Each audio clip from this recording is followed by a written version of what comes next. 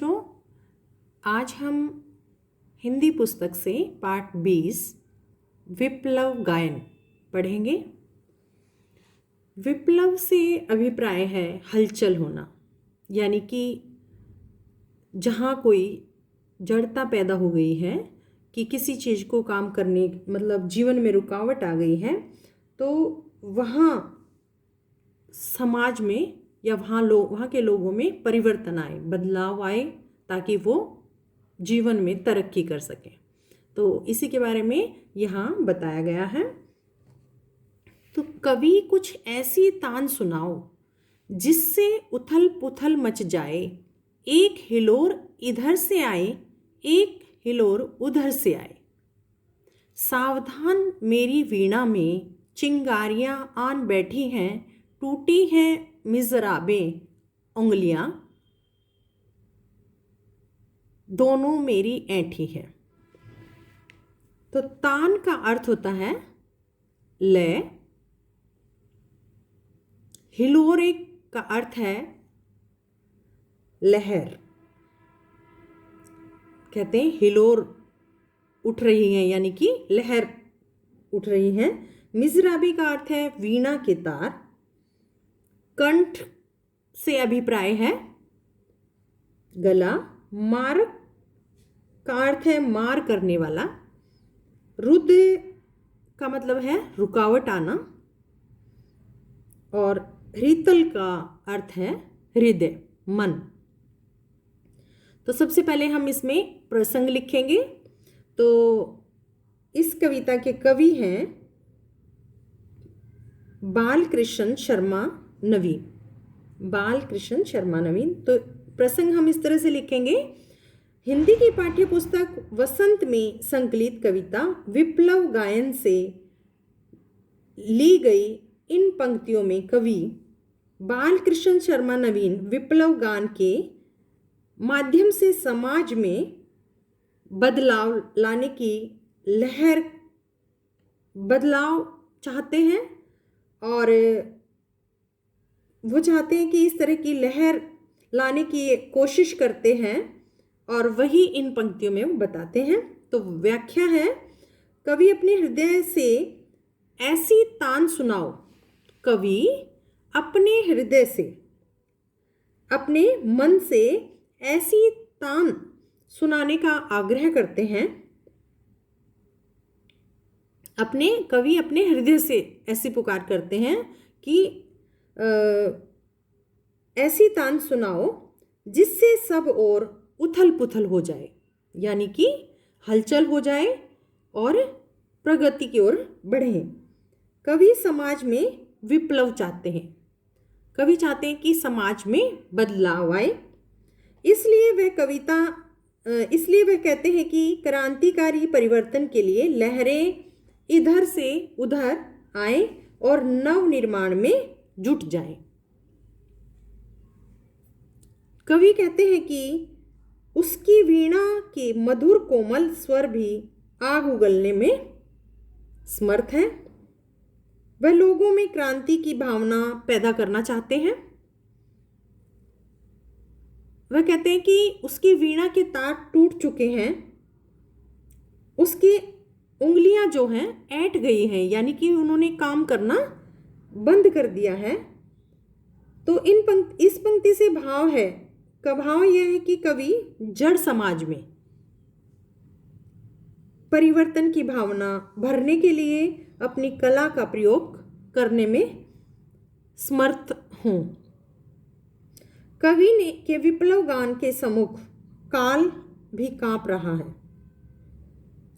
कवि समाज के लोगों में गतिशीलता व विकास की भावना भरना चाहते हैं। उसका विप्लव गान हर व्यक्ति के हृदय में विध्वंस के बाद नव सृजन की शक्ति भर देगा, यानी कि उनका गान इस तरह का होगा कि लोगों के मन में नया कुछ करने की इच्छा होगी। दोनों मेरी ऐंठी हैं, यानी कि उनकी दोनों उंगलियां ऐंठी हैं। कंठ रुका है महानाश का, मारक गीत रुद्ध होता है। आग लगेगी क्षण में, हृतल में अब शुद्ध युद्ध होता है। तो कहते हैं कि गान विप्लव गान के सामने काल भी कांप जाता है। कवि समाज के लोगों में गतिशीलता व विकास की भावना भरना चाहते हैं। उसका विप्लव गान व्यक्ति के हृदय में विध्वंस के बाद नए जीवन की शक्ति भर देना चाहते हैं।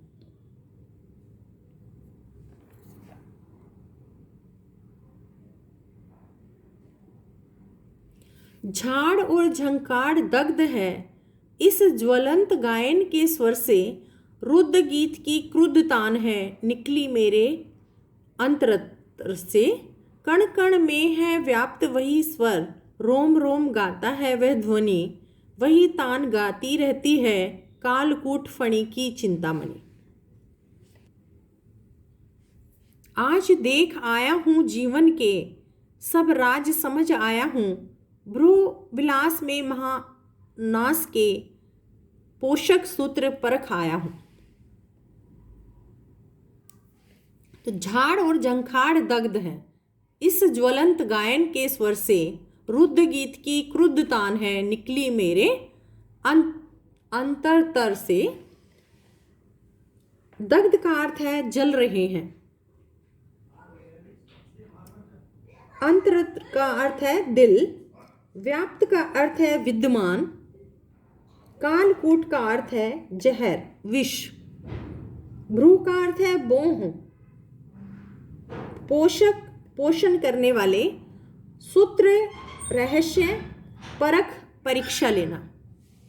तो इसका प्रसंग लिखना है। पहले हिंदी की पाठ्य पुस्तक वसंत से संकलित कविता विप्लव गायन से ली गई है। इन पंक्तियों में बालकृष्ण शर्मा नवीन विप्लव गायन के माध्यम से समाज में परिवर्तन लाना चाहते हैं और उसी के बारे में लिखते हैं। तो इसकी व्याख्या करेंगे हम। कवि कहते हैं कि उसके विप्लव गान को सुनकर झाड़ झंखाड़ जल उठेगा, मतलब इतना अच्छा वो गान होगा, लोगों की जड़ता में परिवर्तन लाने का प्रयास करेगा। तो कहते हैं कि विप्लव गान को सुनकर झाड़ झंखाड़ जल उठेगा, अर्थात नव निर्माण में बाधक तत्व नष्ट हो जाएंगे। जिन चीजों से नव जीवन में जो भी बाधक रुकावट डालने वाले तत्व हैं वो नष्ट हो जाएंगे। अब तक तो समाज में अवरोध था, उसी से कवि में रोष जागृत हुआ है।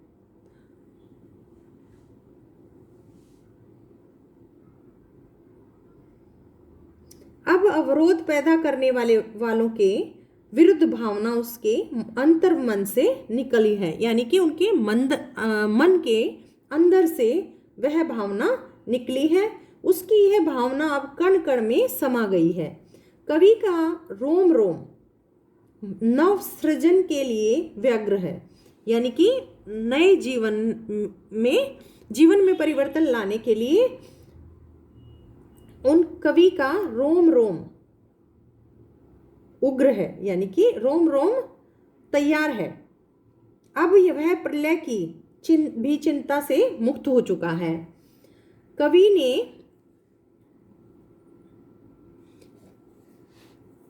ने इस रहस्य को जान लिया है कि नव निर्माण के लिए विध्वंस भी आवश्यक है।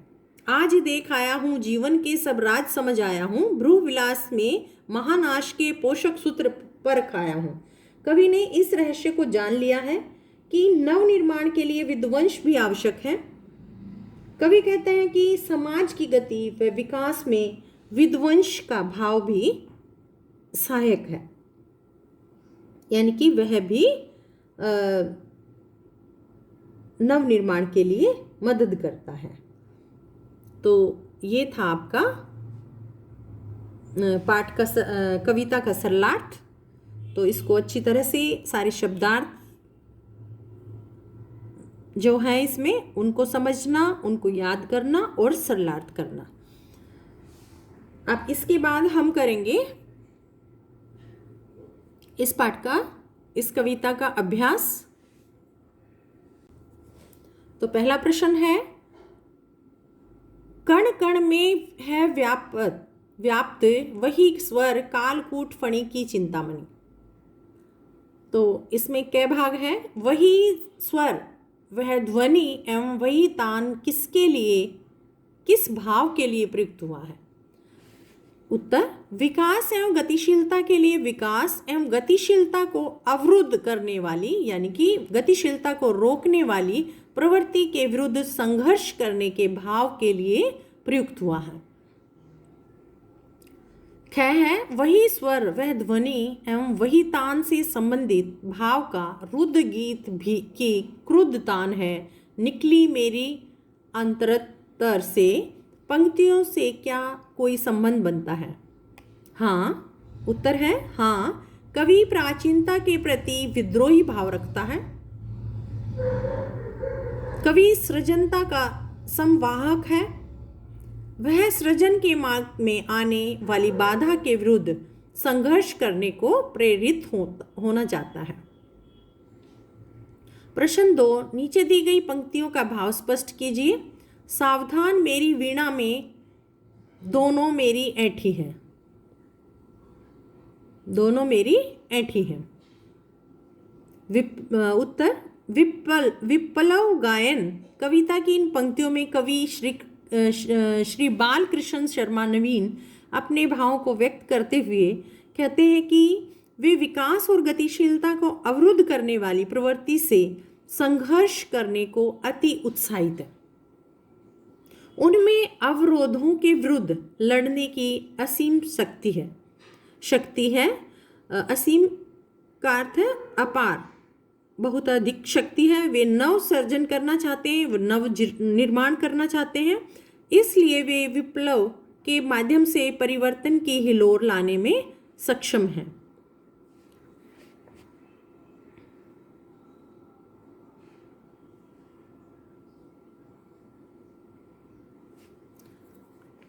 प्रश्न 1, कविता के मूल भाव को ध्यान में रखते हुए बताइए कि इसका शीर्षक विप्लव गायन क्यों रखा गया है? उत्तर, कवि समाज में निरंतर सर्जन करना चाहते हैं। प्राय मानव प्रवृत्ति होती है कि सुख सुविधाओं के उपभोग में रस लेकर मानव निष्क्रिय हो जाता है। जीवन कभी नहीं ठहरता। जीवन सदैव विकास की ओर अग्रसर होने का नाम है। मनुष्य यदि किसी एक निश्चित बिंदु पर ठहर जाए तो उसमें जड़ता आ जाती है। जड़ता निष्क्रियता को जन्म देती है। कवि नहीं चाहता कि कभी मानवता अवरुद्ध हो जाए, यानी कि मानव जीवन जीवन में कभी रुकावट आए। जो लोग जड़ बुद्धि हो गए हैं, जिनके प्रयत्न शिथिल हो गए हैं, उन्हें चेताने वैसे सक्रिय करने के लिए कवि विप्लव गायन करना चाहते हैं। इसीलिए कवि ने इस कविता का शीर्षक विप्लव गायन रखा है। वह विध्वंस में भी सर्जन चाहते हैं। तो ये थे आपके प्रश्न उत्तर, और ये पाठ आपका कंप्लीट हो गया है। तो आप सारा सरलार्थ अच्छी तरह से पढ़ेंगे और सारे प्रश्न उत्तर आप कॉपी में लिखेंगे, सरलार्थ भी कॉपी में लिखेंगे, और आप साथ साथ अपनी नोटबुक कंप्लीट करेंगे।